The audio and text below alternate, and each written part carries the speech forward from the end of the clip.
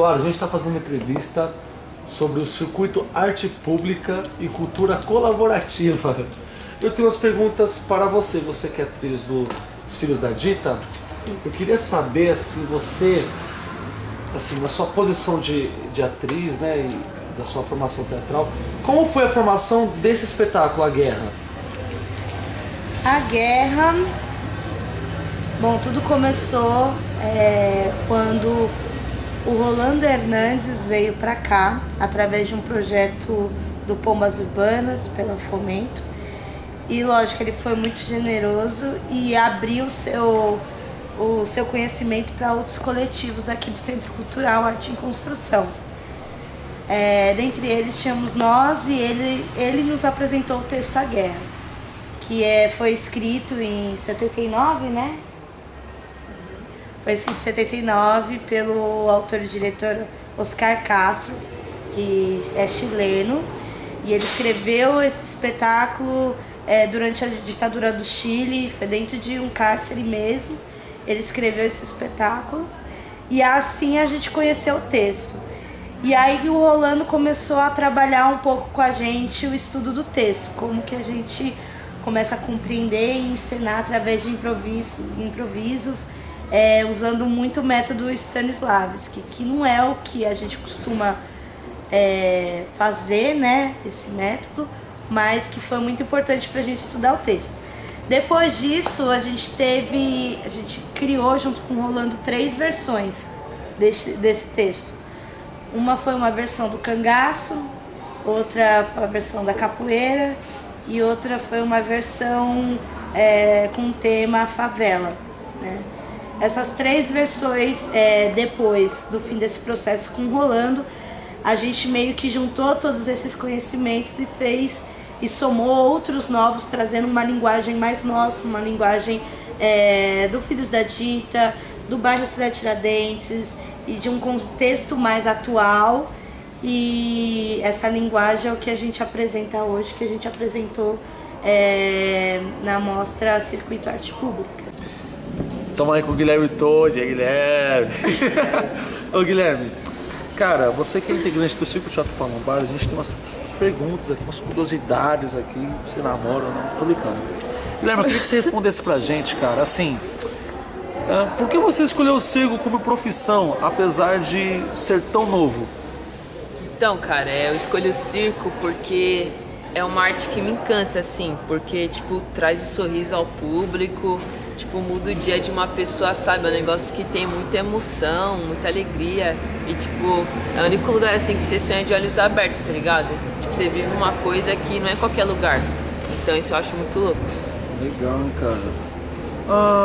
E o que é... Agora, dentro desse universo aí do circo, cara, o que mais te encanta, assim, no circo, dentro do espaço da lua, o que mais te encanta?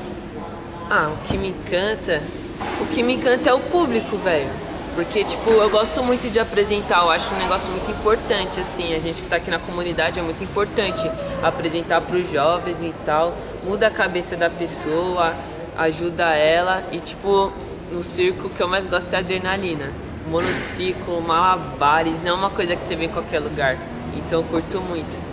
Paulo, por que o nome Pombas Urbanas? Por que o Pombas Urbanas? Por que o nome do grupo é Pombas Urbanas? A gente, na verdade, foi assim, quando a gente montou o grupo, né, assim, entre 91 e 92, a gente fez um monte de lista de nomes, assim, né, tinha uns 30 nomes, cada um foi sugerindo um nome diferente, que se identificava mais e tal, isso mais individualmente, né, que cada um achava. Depois a gente foi vendo, né, e meio que escolhendo que nome que tinha mais a ver, né? Então ele começou, chegamos num que era bem prático, assim, né? Uma vez a gente estava andando assim na rua e aí o Lino começou a cantar uma música lá, né? Cucu, cucu, paloma, que era uma cantora paraguaia que vivia aqui no Brasil e ela cantava essa música, né? E a gente ficou, né? Palomba, que é palomba, né? Aí ele falou, não, é espanhol, que é pomba em espanhol. E aí a gente ficou, né, Pombas, bom, a gente foi ficando com esse nome aí. E a gente gostava muito de ouvir o Legião Urbana, que é uma banda da época da gente aí, que ainda se toca, né, mas na época quando surgiu, né, tinha uma coisa muito voltada para essa questão política, né, as músicas deles eram muito voltadas, as letras eram pensadas muito nessa questão da realidade, né, que a gente vivia. Então, e o jovem naquela época estava naquela coisa de se descobrir, né? Já tinha vindo das diretas já, a gente já estava saindo da década de 80 para 90. Aquela coisa da democracia, de todo mundo participar, direta já, vamos, o timão lá, a democracia corintiana acontecendo, isso na década de 80, né? Então a gente vem com todo esse tipo de coisa, né? Meio que o Brasil vai mudar e tal. E aí nessa época a gente estava muito envolvido com essas coisas também, né?